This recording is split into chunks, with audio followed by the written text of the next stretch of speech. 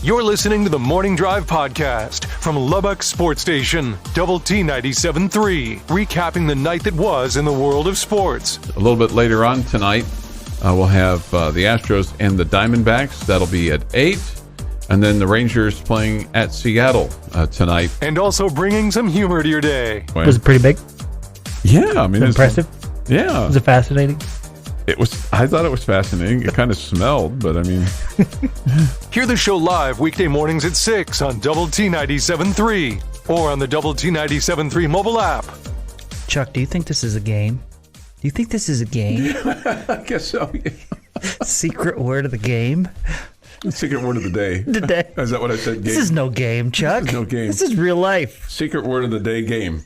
Secret word of the game. Secret word of the day game. Secret word day of the word. Secret word of the day. Secret word of the day game. So, sometimes my brain, shockingly, actually, it's my mouth is faster than my brain, and that should come to no shock to you. I had 2 people this weekend say to me, and I chuckled both times. Well, what happened on Thursday and Friday? Thursday was just a bad day. They're like, you guys were a little off. Thursday we were completely off. Friday I thought we were pretty good. You guys were a little off. Thursday was I laughed because I was like, you could separate Thursday and Friday from all the rest of them?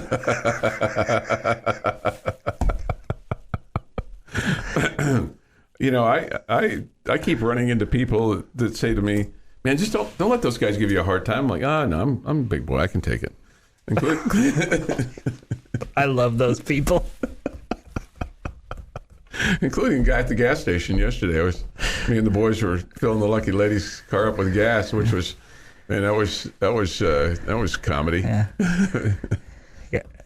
I love that, Jeff. I love that Chuck gets those. Don't let those boys, be hard on you. Don't let those boys. Here was a question I got this weekend. Friday night, somebody said to me, "So what's Heinz' story?"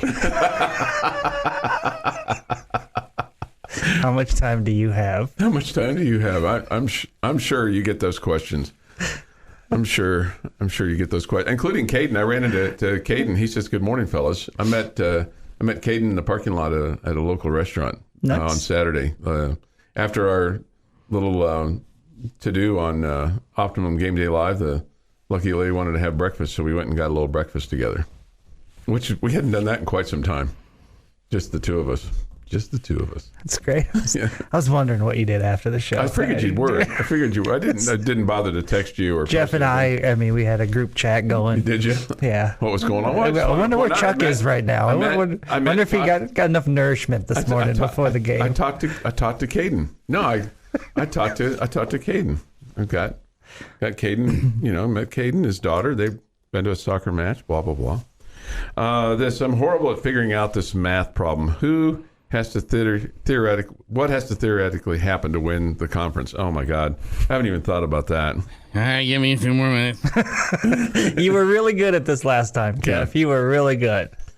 Let's see. Nearly as much fun as watching Texas Tech success is watching all of the finger pointing and angst downstate. Yeah. Washed Up Guy says this: maybe the head coach is so tired of answering asinine questions from the media about the quarterback situation is using the all 3 line to deflect those asinine questions.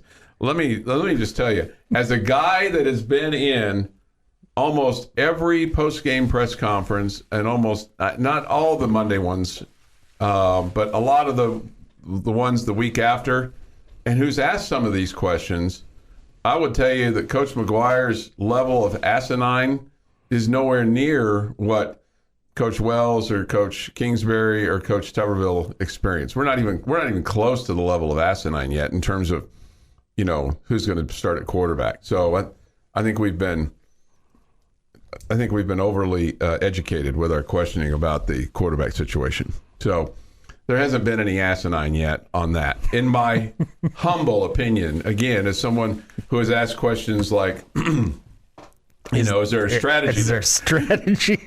Well, because he used 2 kickers, okay?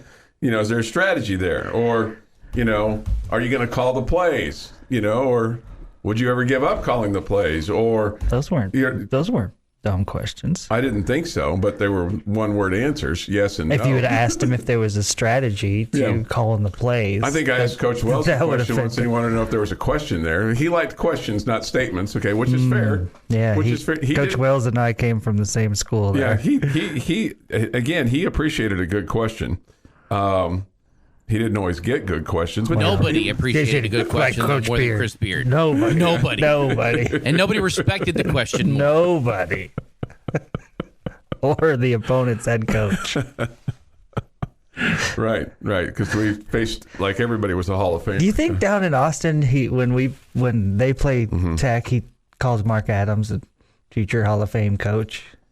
Do you think he does that? I don't think so. No? No, I don't think so. He probably calls us a Hall of Fame fan base, though, right? Oh, yeah, probably so. Yeah. Hall of Fame. They got a Hall of Fame fan base up there. Oh, that would ruffle some feathers.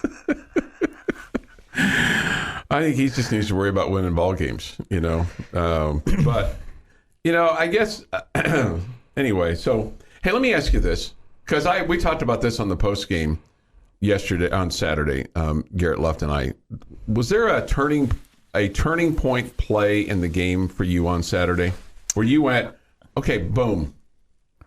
I thought the game could still be in jeopardy up until you made the pick right before halftime. Okay. Because if they had made it 17-10 right before half and they got the ball to start the second half, it's a game. Mm-hmm. Man, it's a game. Okay. I thought that was a huge play. Okay. And I thought, just from psyche and everything, because of what had happened the two previous games, I thought the 46-yard field goal by Trey Wolf to make it 17-0 was a big play in the game. Because you had missed those field goals previously against K-State and Oklahoma State from about that distance. So it didn't allow them to gain any momentum from missing that. Right. But yeah, that's okay. I can buy into that being big. Okay. I asked that specific question of Coach McGuire after the game. He didn't exactly answer the question, but here's what he said about, was that a turning point in the game? Sorry? I was doing math, trying to figure out this thing. Here we go. Give me turning point in the game. Hang on, let me get to the right page here. Here we go. Coach McGuire, turning point in the game. It's on me. I'm sorry. Second quarter, turning point in the game. Here we go. I was really, that was the bye week, and then we haven't practiced in the stadium at all this year, other than like fall camp scrimmages. And Wednesday, our last break going into our last three periods, we came down and did them in the stadium. And we did that because we wanted to end practice with the missed kicks. And so we literally had, the 4 balls set up again on what we missed. And, there's whistles going off. I'm standing in their second step, so they have to retrace their steps. I'm blowing the whistle, calling timeout. Gino's kicking. Anything we could do to create chaos. And, you could see those guys. They had a lot of confidence in practicing that way because, Wolf would be the first one to tell you, his 3 misses, he has not hit the ball well. It's not really that he's been short, and it's not that he's just pushed a lot. It's just they haven't come off his foot. And I think, just not worrying about being perfect and striking the ball, doing everything you're supposed to do and just striking the ball, had a lot of confidence. So anyway, that's what I thought. My opinion was that was a big confidence builder for that whole team because they had emphasized that. And he had told us on Monday that they were going to do that they were going to go into the stadium. And then after the game, he said that they actually had done that and set that up, and Wolf kicked that field goal. And I don't know. For me, it's like, okay, that made it a 3-possession game. But certainly I would certainly agree with you. And I think Coach McGuire would probably agree with you more, Jamie, on the interception there right before halftime, because of what you said and because of what he said about how he had screwed up and that Rabbit bailed him out. He said Rabbit. Mm-hmm. Okay. Mm-hmm.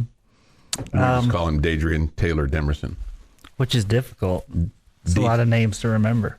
DTD. Maybe we should just call him TD. Taylor Demerson. He's a defensive back. So I know. Yeah. TD preventer. Mm-hmm. I think I can buy into it being a big that it was big to hit the field goal. But yeah, I thought that pick was really big in the game. Raiders dad says this. Sometimes Chuck reminds me of my 5-year-old. He'll be in the middle of a statement that he hits you with, "Hey, Dad," before he's finished. In this case, it's, "Hey, Jamie." Surprise. I've never known anyone to interrupt himself more than Chuck. Just the two of us, we can make it if we try. Those lyrics work for you too. Two of us. You too. It's sometimes hard being me, Jamie. Hey, listen to Caden. Don't let us be mean to you. Whatever. So Caden didn't say that. It was another guy. Oh, it was a different guy. Different guy. Yeah. Listen to him. Fight back. Getting your sports day started the right way. This is the Morning Drive Podcast from Double T 97.3, breaking down the biggest games. If Texas Tech does not win the Big 12 football conference, who are you rooting for to win the conference if Tech does not win it this year? Well, busting some chops along the way. I hold back on sending you stuff. I mean, I'm very, very, very judicious. We spend 3 hours a day, 5 days a week together. Why would we need to communicate during the weekends? Right. Save it for the show. We do. We save it for the show. Tune into the Morning Drive live weekdays from 6 to 9 on Lubbock Sports Station, Double T 97.3. Time for this day in sports history. Today is the 24th day of October, 2022. Here is Jeff McGuire. Yes. 1939, Joe DiMaggio wins the AL MVP. Jimmy Fox is a runner-up. 1963, Sandy Koufax is a unanimous winner of the Cy Young Award. 1968, 16-year-old American swimmer Debbie Myers wins the inaugural women's 800-meter gold medal in 9 minutes, 24 seconds at the Mexico City Olympics. She's the first swimmer to win 3 individual gold medals at a single games. She also had won the 200 and the 400 meters. 1974, Billy Martin named AL Manager of the Year with the Texas Rangers. Fun. He replaced Ted Williams as the manager. 5 years later, Billy Martin punches a marshmallow salesman and puts his job in jeopardy. Chuck's favorite. Excuse me, Chuck's favorite sports day ever. Not necessarily, but it's funny, and he would lose his job over that too. 1989, after a week's delay due to the earthquake, the World Series Game 3 is played. 2004, 10 people, including NASCAR driver Ricky Hendrick and 4 family members, are killed in a plane crash near Martinsville Speedway in Virginia. The plane owned by NASCAR team Hendrick Motorsports. 2021, Tom Brady becomes the first quarterback in NFL history to record 600 touchdown passes when he hits Mike Evans in the first quarter of the Buccaneers' 38-3 rout of the Chicago Bears in Tampa Bay. He sure could use some of that this weekend, huh? Yeah. Not a good bit. He thinks he's almost done. You say that now, and now they're going to go undefeated and win the Super Bowl. Thanks, Chuck. That's what happens. When you criticize him in that way, when he's done, he wins the Super Bowl. And that's just you. That's all of us. We've all said he's done, then he goes and wins the Super Bowl. It's National Bologna Day. So, right up the alley for this show. If I never eat another piece of bologna, it'll be too soon. I haven't had bologna in a long, long, long time, but I sure do like it. Happy birthday to Ryan Reynolds, who's 46. Pele, 82.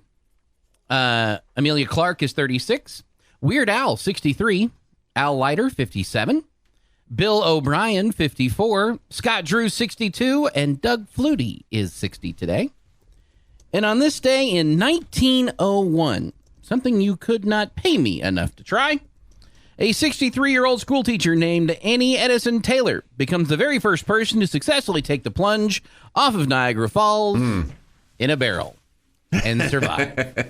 And that is this day in sports history. I wonder why they could do that in 1901, but can't do that in 2022. Fairly certain you just get arrested now, so there's a little bit of a difference. That's probably a good answer. I mean, when you think with all the technology that we have today that we could design a barrel that somebody could get into and get pushed off the side of Niagara Falls and survive. Maybe people are smarter now. Or maybe people are just tougher in 1901. Oh, I don't think there's any question of that. Yeah. I mean, when was the last time somebody attempted it? I don't know. Again, maybe we just got smarter. Maybe so. Yeah. And I don't know how many failures there were to go with that one successful attempt. All right, time for the secret word of the day, because if you're tired of the national contest where, you got to compete against 11 million people or 250 million or how many ever million, you just got to compete against City of Lubbock in this one. And the outlying area of the Double T 97.3 wide listening audience, you go to doublet97.3.com, enter this word, and you could win $10,000 from Double T 97.3 and the Home Zone, where they make your house a home every single day, but Sunday they rest on that day. 6:45 on this 24th day of October, Orioles, O-R-I-O-L-E-S, Orioles. It's been some time since the Orioles have been competitive. They were this year, but not competitive enough to get into the playoffs. But they didn't miss by much. Nope. Orioles is the secret word at 6:45. Okay.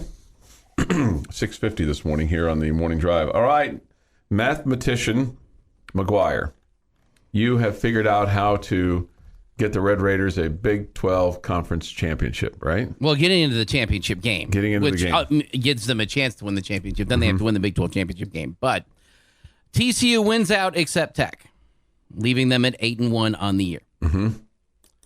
Tech wins out, finishing at 7-2 on the year in Big 12 play. Okay.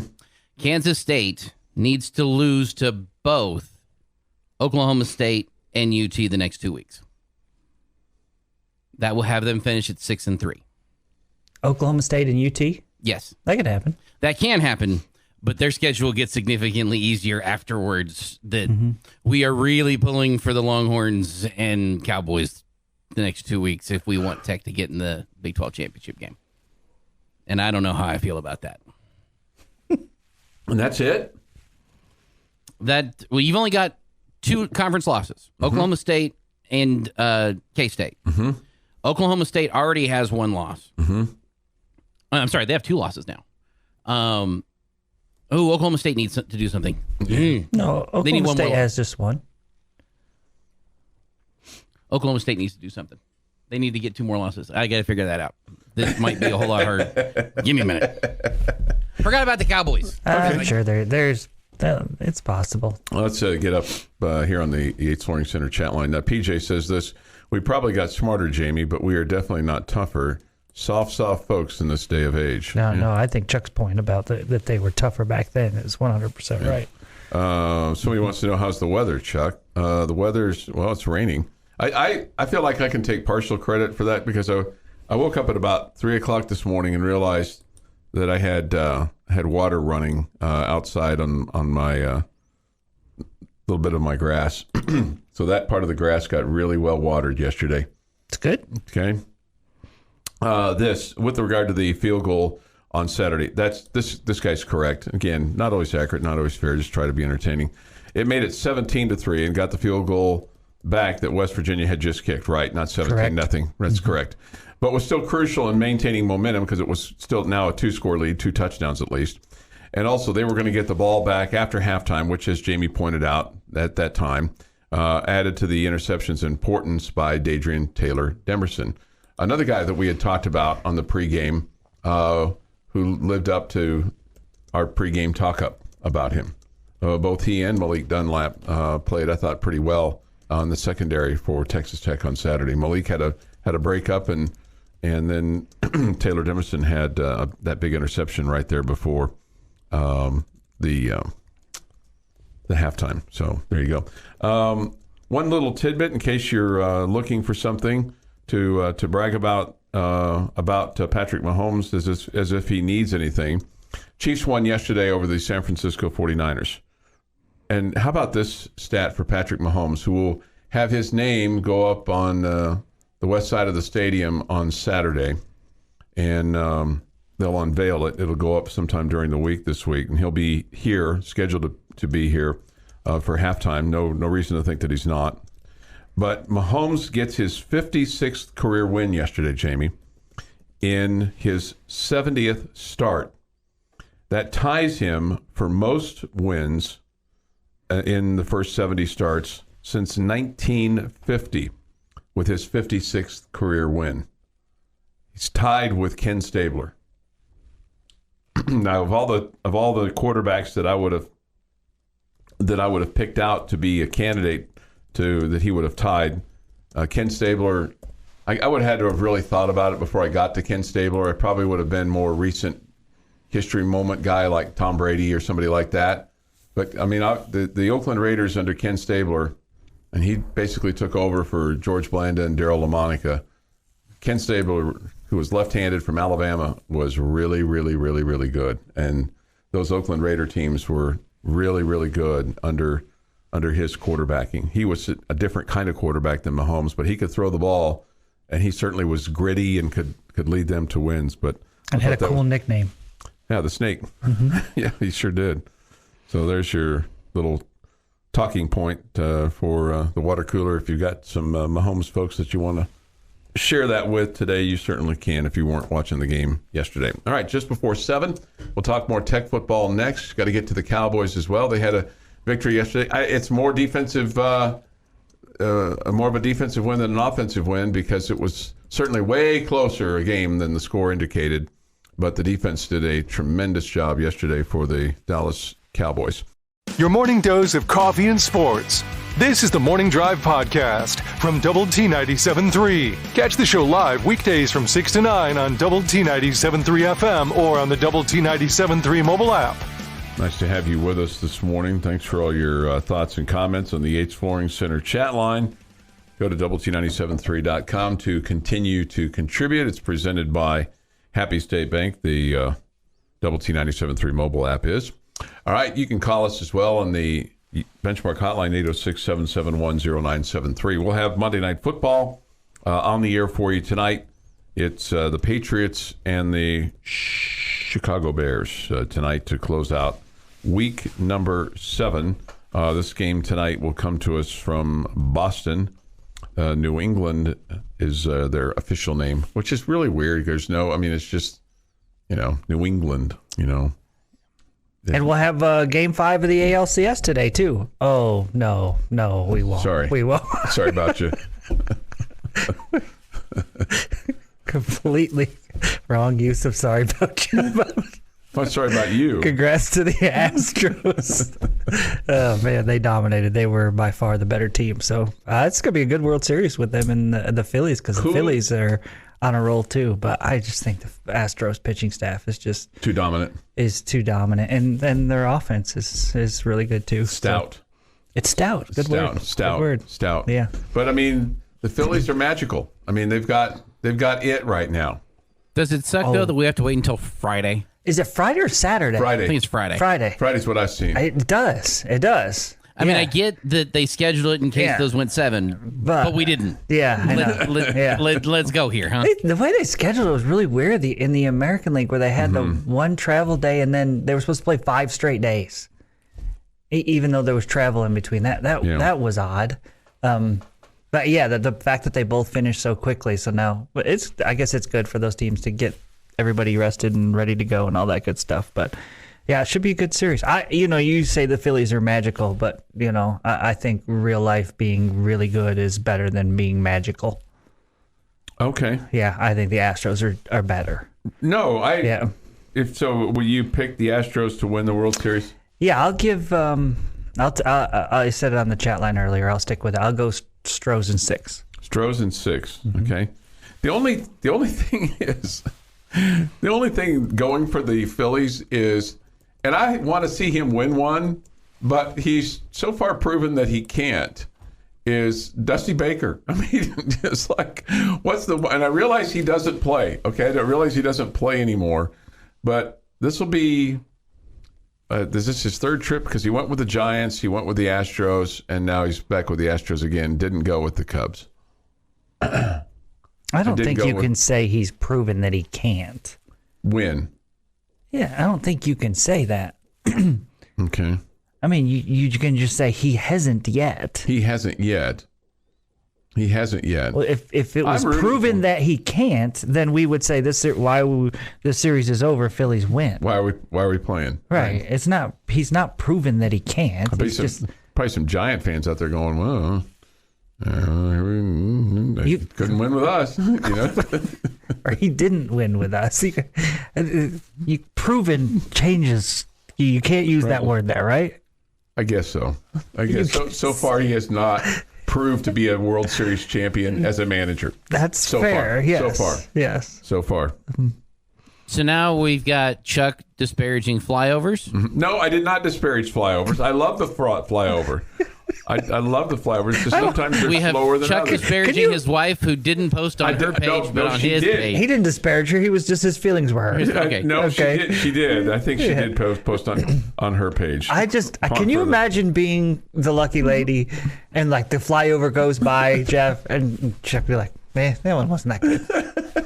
Yeah. You know what she would just say? As far as flyovers go, man. She'd just say, NGE, never good enough. That's what she's probably muttering that to herself. NGE, did all NGE. I just want to know when that was, when you said, that one wasn't very good. I think it was I think it was the time, but I think it was game 2 of the season. That one was just like, that was all right. And what was wrong with it? I like the Jets. I like the Jets or the big honking plane. What about the Sharks? Okay. I like the ones that leave a shadow over, and you're like, man, if that thing drops here, man, we are all dead. You know. Chuck, anything that flies over your head would give a shadow, including the cloud. I'm talking about the big ones, like the big B-52 or the B-51 bombers, or I like the stealth plane too. I think that's always very cool. Man, I was in a store yesterday afternoon, and I felt like there was planes about to land on top of the store. Yes. I mean, I don't know what was going on. We were at the gas station. We were right there at your store. Me and the boys. I heard that, and Were you following me? How do you know where I was? Well, you just said you were at the store. You were at the store. We could have given you a ride home. You probably walked, right? Did you walk to the store yesterday? No. Okay. No. But I mean, you said you were at the store. I know which store you go to. I'm pretty sure I do. Okay. Well, because you've shared that before. Well, it wasn't near my house. Okay. Anyway. Well, I heard it too. Stalker. Yeah, it was really loud. Yeah. No doubt. Yeah. This from the Yates Flooring Center chat line. I could be wrong, but slower flyovers are better than really fast one. It gives everyone a chance to actually see and appreciate instead of a flash and a roar. And what was that? I don't know. Let's see. I don't know. I enjoyed it. Let's see. Man, Chuck disparaging my bird. Wasn't it F-16s? No. I'm not gonna disparage your bird. Raiders dad. Man, he's kind of on my I think they were F-16s. F-16s. I only saw them very, very briefly because I had to turn my head and find them. Okay. I love the flyover. I think it's cool. All right, so this is awesome off the Yates Flooring Center chat line. The guy says if it was around noonish, which it was those same 4 jets taking off to go home. Got to watch them right across from the airport. That's awesome. Very cool. That's about what time it was. It was a little before noon. Mm-hmm. Yeah, because the Cowboy game was on because I'd taken I was listening to it on Double T 97.3. Yeah. The dulcent tones of Brad Sham. Yeah, all right, we've piddled away. Cool. We piddled away. Sounded like they were landing on the store. It did. Right. They were just saying goodbye in the good old-fashioned West Texas. I'm just going to tell you, I was heading for the camping and hunting section of the store that I was in because I was like, this is Red Dawn 3. Okay? I'm going to be prepared. Start filling up the shopping cart, Mrs. Lent. Let's go. Do you have canned water in your basement? Canned water? Yeah, like for when that day comes. Is there such a thing as canned water? Yeah. There is actually such a thing. Why would I not just keep it in a water bottle? I don't know. I just wondered if you're a preparer. Are you one of those people that has like 17 days of food stocked up in your basement? No. Rope and not in my basement. Matches and all those kinds of things. There's usually multiple cases of water in the garage, but yeah. Okay. Might want to get canned water. Canned water, right? Can. Well, because so that when we have the atomic bomb lands on us, then you've got it's protected inside the seal. JL, honest answer. You see Chuck at the grocery store and he has not spotted you. Are you going the other way to avoid him, or are you saying hi knowing it's just not going to be a simple hello? He's completely avoiding me. I can tell you that. What makes you think it's never happened before?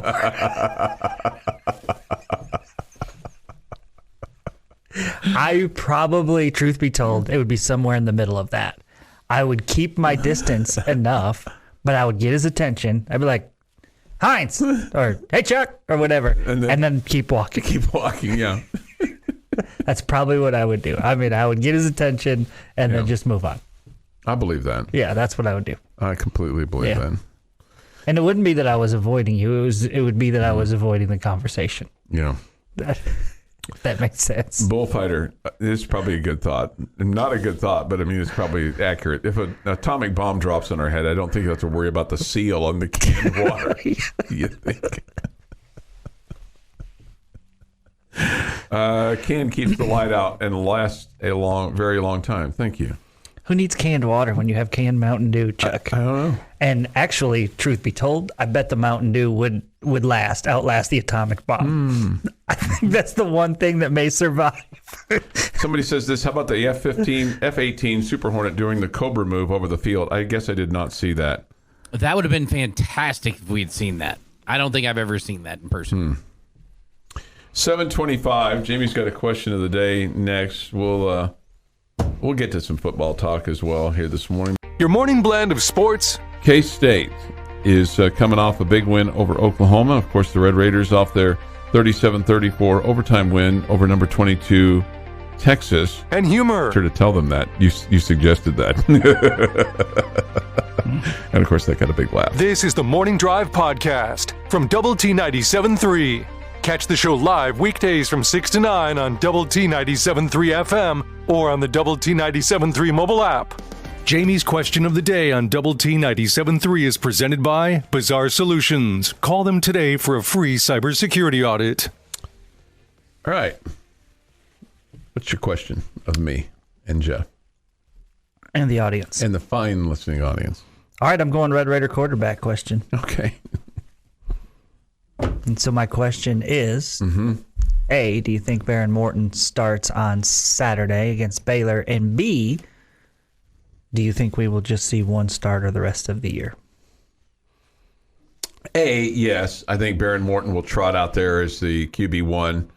And B, yes, unless he gets injured or has. You can't do the unless. Yeah. A, yes. B, no. I don't. Okay. A, yes. B, no. You're just kind of going off of the history of what we've been through at the quarterback position. Yeah. Or performance. He may just fall flat on his face, and they may go, well, we need to make a change.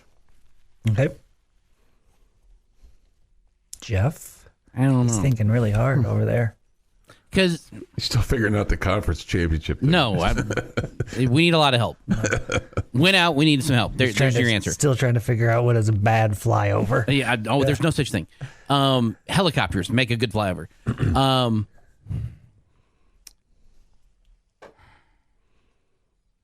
Stick with Shuck until proven otherwise. I'm going to go Shuck, but no, I don't think. What?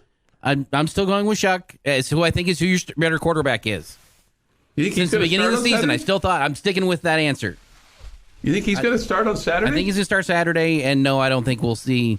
And yes, I think we'll see more than one starting quarterback between here and the rest of the season. I have to laugh at myself a little bit because going into the weekend, I thought Shuck had a great chance to be the starter on Saturday against Baylor, and felt like it would take Barron looking really, really good again to get that done where he's going to be given the start against Baylor. And as I think back, we all knew that West Virginia's pass defense wasn't good. And if there was one game where your quarterback probably was going to be able to shine, it would probably be, as far as Big 12 play, it would probably be this one. I don't know, Kansas's defense, leaves a little bit desired there too. But West Virginia is just playing so many young guys on the back end, and they haven't been able to be a big factor of putting pressure on the quarterback this year. So it did feel like that was going to be the game, that you would see a quarterback really shine. So I'm changing where I was last week, and I feel like Baron Morton is going to start against Baylor on Saturday. And I'm going to say sooner or later we're going to catch some breaks when it comes to injuries at the quarterback position. Okay. And things are going to level out. So I think it's Baron Morton for the rest of the year as the starter. Okay. All right. I'd be shocked if Tyler Shuck was the starting quarterback against Baylor.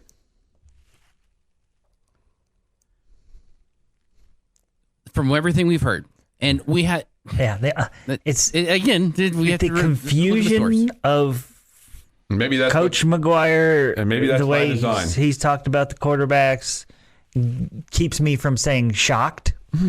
Okay, but I would be with you. I would tone shocked down a little bit, and that would be a surprise to me. But it's just, there's that whole thing about, and we touched on this a little bit last hour, Chuck. That whole thing about you're not supposed to lose your position for injury. Okay, right? That's like this unwritten rule in sports that I don't know that anybody even follows. But it's not like we have this long history with Tyler Shuck where he's our guy and he deserves his spot back. I mean, he played less than a half this year. Right. He played 4 games last year, and and then he was out. And then we were told at some point, oh, he's going to be back next week or 2 weeks from now. And then the next thing we heard was he's shutting it down. He's shutting it down for the year. Well, you can speculate on that, whether he shut it down because he wasn't healthy or he shut it down because I want to save my eligibility for next year. But he's got another year too. Okay. Well, all I'm saying is he didn't grab the job and say, this is my job. I'm the starter. I'm running with it. He said, I'm tapping out. Adios, muchacho. I'm tapping out for the rest of the year. Okay.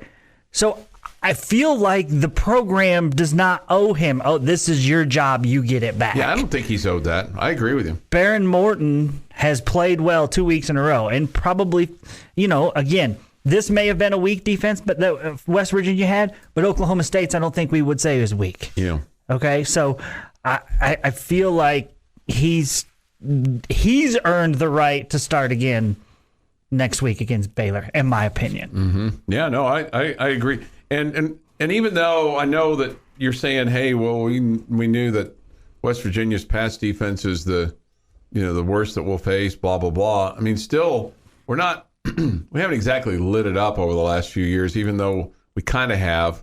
I mean, to see the beatdown that we saw on Saturday, that's not something, unfortunately, that we've been accustomed to over the last few years when it comes to a Red Raider football team in Big 12 play. No, not named Kansas. Again, and being +3 in the turnover margin or whatever is huge. Yeah. And we had three interceptions and a fumble recovery. Yeah, so plus 4. Yeah. And that's part of what makes my struggle to think who's going to be starting quarterback, because I'm also trying to put my head in Joe McGuire's thoughts, and that he is. Did you just call him Joe? I said Joey. Oh, I meant if I did, I really meant Joey. And Joey McGuire's thoughts. They're tight now. The Jay McGuires have united. And also adding in the concept. Jay to each other. Go ahead. Sorry, Jeff. We're not going to talk. We promise. Trying to put my head in where his is at with regards to, this is the second time Shuck was named the preseason starting quarterback. After it was named, heads and shoulders above everybody. If he's healthy, he's going to be ready to go. These are all the things we keep hearing. I also seeing what Morton has done the last 2 weeks. That's why why I had to think so much on what's going to happen this week. I don't think it's going to be a lockdown decision. We're going to probably find out when he trots out there on Saturday. I don't think they're going to name a starter until then.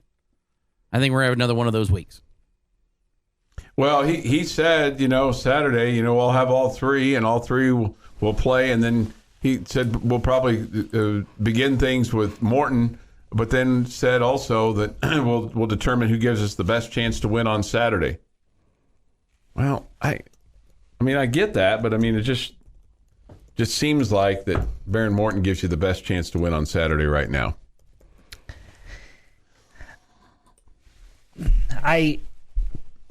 Here, let me throw one other thing at you. I thought his arm strength on Saturday really showed out because it was windy, and he threw into the wind at times across the field.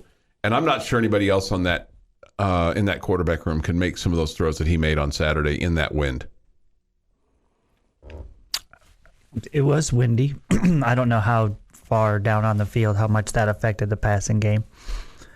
Because, when you're down there in the hole, if it affects it that much.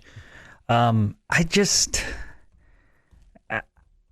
don't know, because we haven't seen that much of Tyler Shuck this year, if he gives them the best chance.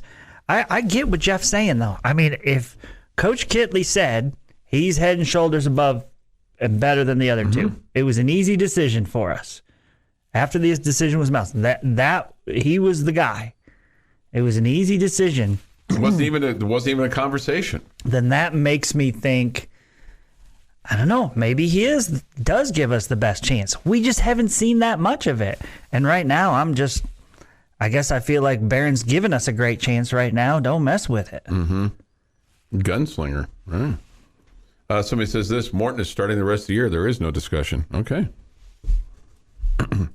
I wish it was that simple. Mm-hmm. I don't think it's that simple. I really want Jeff to call Coach McGuire Joe the rest of the year.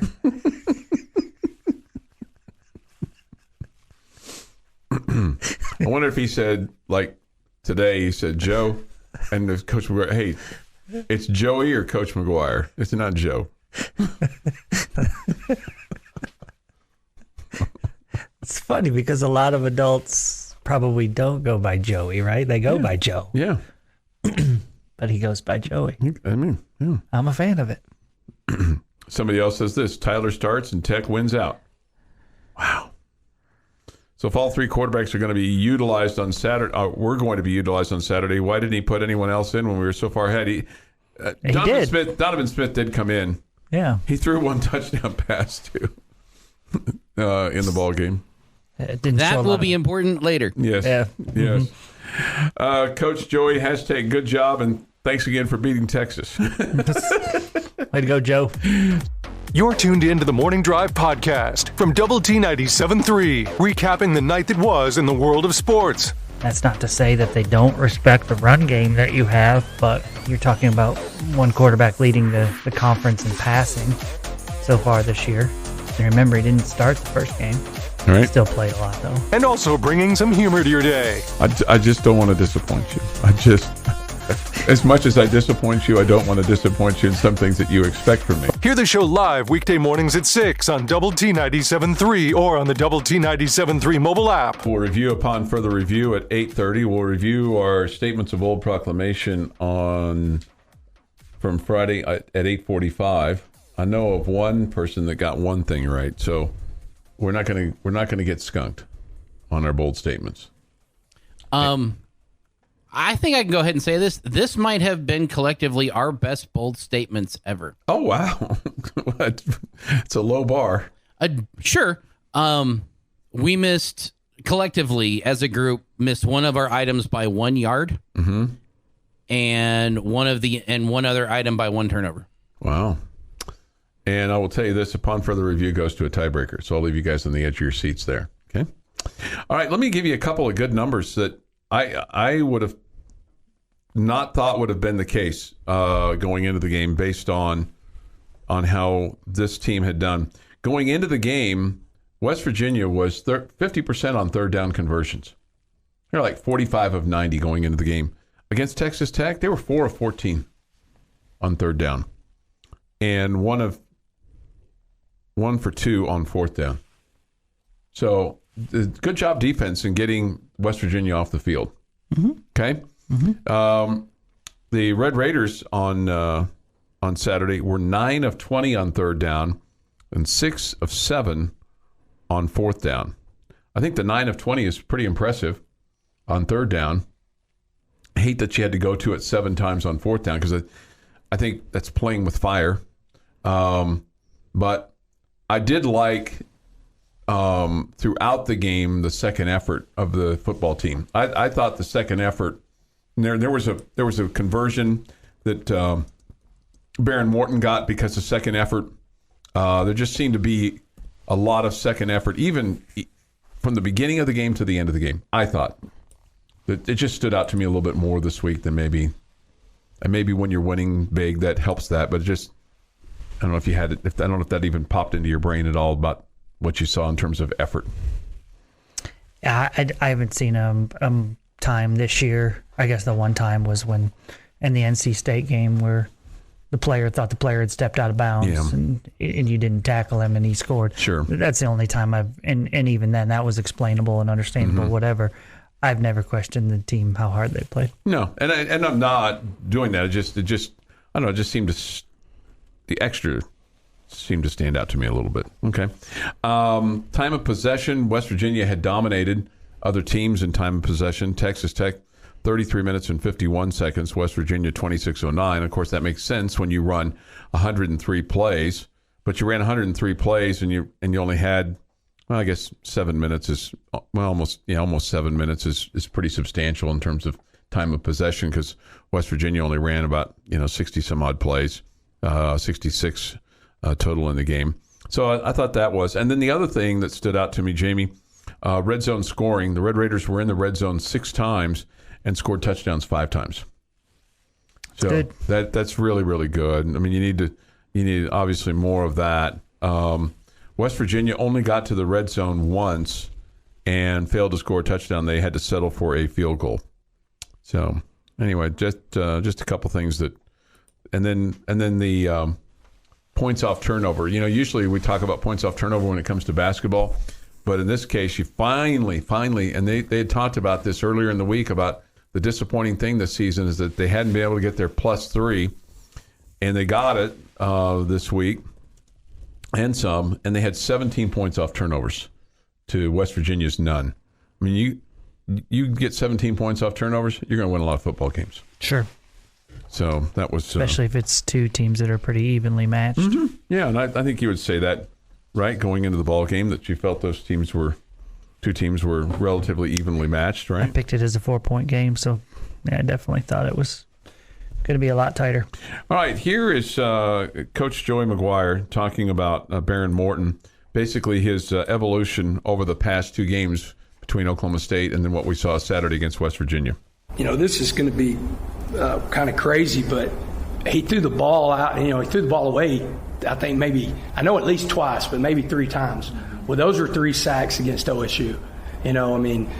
Our O-line gets beat up sometimes, but I always tell you, it's kind of the play call, and it's the quarterback, and it's the receivers, it's everybody when that happens. And we gave up 4 sacks, but we really should have only given up 1 sack against OSU because we were trying to make a play that the ball should just, we should throw it away.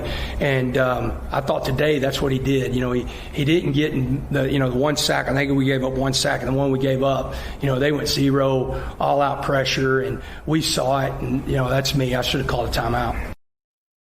That's Joey McGuire on Baron Morton. And I do think that he showed, and one of the things that Coach Kitley had talked about the week before, the Monday before this game was that as he's in these games, his maturity and his in-game thinking and all those kinds of things would skyrocket, and he felt like that, he was, that he's a gunslinger and that, but that once he's got more reps, that it would sky. We saw some of that from week to week. I mean, the improvement from Oklahoma State to what you saw on Saturday against West Virginia. And you can say, I understand that the defense is substantially different, but still, he had to make some decisions in the game that I thought showed big boyish.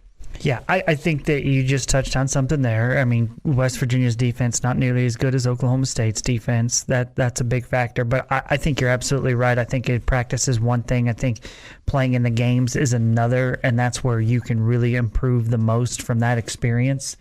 And I feel like he looked a little bit more just poised and in control this week. And so I got to believe that the game against Oklahoma State, the experience that he gained from that has helped him a bunch.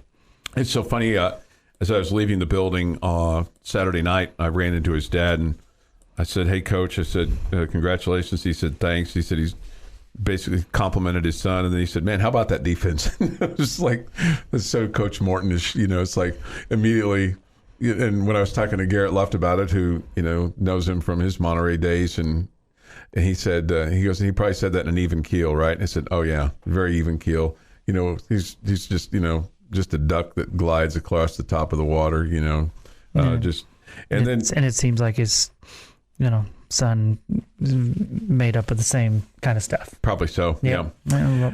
Not a surprise. Coach McGuire said he talked to Coach Morton after the Oklahoma State game, or actually Kenny Perry did, special teams coach and running backs coach, and Kenny Perry asked him about what he thought about the Oklahoma State game, and he said Coach Morton told him, he goes, well, I thought my son was tougher than that in terms of getting through the ankle and not being able to run through it and run hard.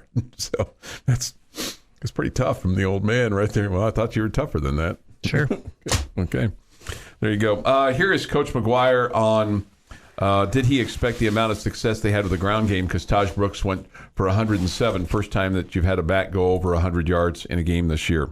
I didn't. I thought we could have, kind of the magic mark rushing is 150, and haven't lost a lot of games. I think we got beat. I think the last game we rushed for 190 and didn't win the game, but that was kind of the mark. I think that tempo definitely is helping us run the ball. We've rushed the ball the last 2 games, the best we have all year long, and we've tempoed more in the last 2 games than we have all year long. And so I definitely think that it keeps D linemen on the field longer than what they want to be, and so I think we're in good shape, and I think that's affecting some of the run game. And then I think we had some clean runs today, running counter. It was a big week for that. We really emphasized that run this week. Even in our tempo, which you don't see a lot of people tempoing and running counter. It's mostly inside zone or outside zone, and we really worked on that, because that's really one of our better runs.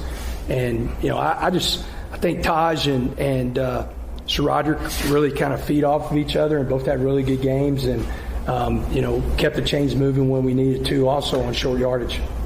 54 carries for all the backs, all combined, for 239 yards, an average of 4.4 per gain. And so, you had 54 rushing attempts, 49 passing attempts in the game. Coach McGuire was asked about Cameron Valdez, why he didn't play. He was available. He didn't play because they went with the hot hands, who were Sir Roderick Thompson and obviously Taj Brooks. Mm-hmm. And I thought Bryson Donnell looked really good too. Sure, in the fourth quarter. Yeah. Yeah. Not that was a time when you would have used Valdez, but just all to say you've got a really solid, group of backs right there. Yeah, and I think too the point there too is not putting him in at that point in time in the game. Late. Especially coming off of an injury, there was no reason to risk that at that point in time with regard to Valdez as well. Donnell, 8 carries for 49 yards. His longest was for 38. He had the longest rush of the day by any of the Tech backs. You've been listening to the Morning Drive podcast from Double T 97.3. For more from Lubbock Sports Station, go to doublet973.com.